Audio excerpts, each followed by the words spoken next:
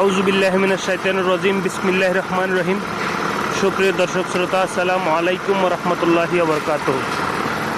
আশা করি আপনারা সবাই ভালো আছেন, আমিও ভালো আছি আলহামদুলিল্লাহ। আল্লাহর কাছে লক্ষ কোটি শুকরিয়া।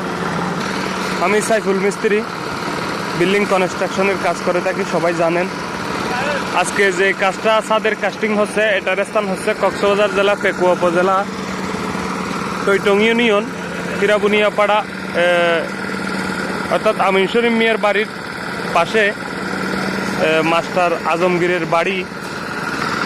1800 স্কোয়ার ছাদের ডালাইয়ের কাজ কাস্টিং চলতেছে। আপনারা সকলের কাছে দোয়া কামনা করতেছি, সবাই দোয়া করবেন কাজটা যেন সম্পূর্ণভাবে আমরা ডালাই সম্পন্ন করতে পারি।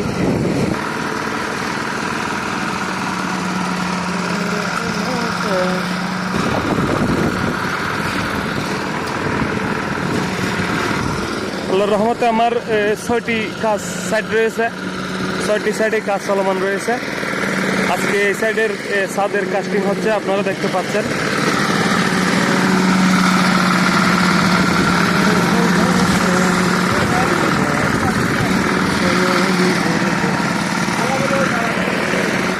যেই মাস্টার আজমগীরের বাড়ির কাজ চলতেছে, তিনি কিন্তু খুবই অসুস্থ। একদিন যদি অক্সিজেন না নেয় তাহলে হয়তো মৃত্যু হওয়ার সম্ভাবনা, এরকমই অবস্থা। সবসময় অক্সিজেন পাশে রাখতে হয়। দীর্ঘদিন মাস্টার, প্রাইমারি স্কুলের মাস্টার থাকার শেষে উনি অবসরে আছেন বর্তমানে।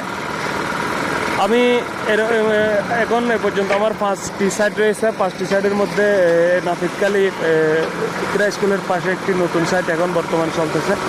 আমিন শরীফ মিয়ার বাড়ির মসজিদের কাজ চলতেছে। কৈডারপাড়া আমেনাবর বাড়ির কাজ চলতেছে, ছাদের সেন্টারিং এবং রড বান্ডিং চলতেছে।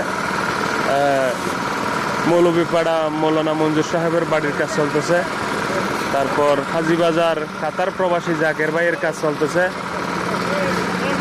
সৌদি প্রবাসী দুলাল ভাইয়ের কাজ প্রায় শেষের পথে। সবাই দোয়া করবেন যেন সবার কাজ যেগুলো আমি দায়িত্বে নিয়েছি, সেই কাজগুলো যেন আমি সুস্থ মতো মালিক সন্তুষ্ট রেখে যেন আমি কাজটি সম্পন্ন করে দিতে পারি। ইদানিং আমি পেজের মধ্যে ভিডিও আপলোড করতে পারছি না, কারণ আপনারা জানেন আমি খুবই ব্যস্ত। কাজ থাকার কারণে আমি আসলে যখন একটি মানুষ কাজে ব্যস্ত থাকে তখন ভিডিও করার মুডটা আর থাকে না, কারণ কতগুলো মানুষের দায়িত্ব যখন আমার কাঁধে পড়ে গেছে তখন আমার আর ভিডিওর দিকে মুড থাকে না, সেজন্য ভিডিও করি না। এই যে প্রায় 24,000 ফলোয়ার বর্তমানে, অলরেডি $53 এখনও আমার আছে ইনশাল্লাহ, কিন্তু ডলার আর হচ্ছে না, কারণ আমি ভিডিও আপলোড করতে পারছি না। সেজন্য